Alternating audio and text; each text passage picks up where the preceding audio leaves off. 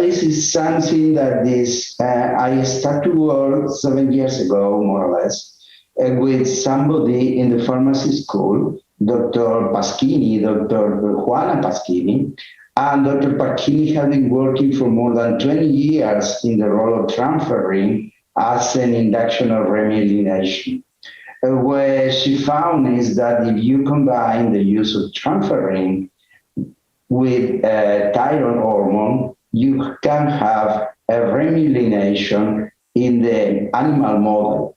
We have all this data for animal model, particular animal model that is used with the use of cuprizone. Cuprizone is a substance that you give to the animal for 5 weeks, produce demyelination. If you get rid of the cuprizone from the diet, after that, you start to see a process of remyelination. But if during the process of demyelination, this means the first 5 weeks, you inject intracranially, and this is a problem, transferrin, you can have an induction of remyelination. That is something that we need to address in our MS patient, because now we have a lot of drugs to treat inflammation, but we don't have drugs to treat remyelination, to induce remyelination. We try to solve this problem, and there are some preliminary experiments using transferrin by intranasal administration.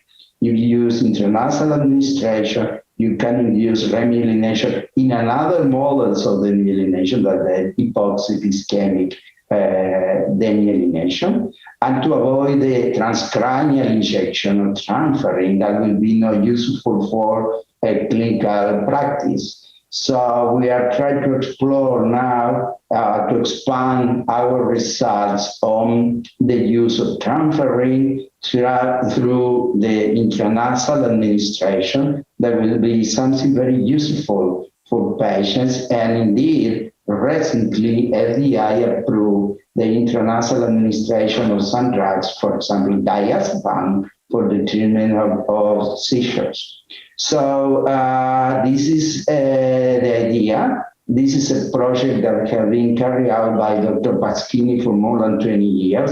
I am collaborating with her in the last 5-7 years, and we are very enthusiastic about the possibility to develop something that induces remyelination for our patients.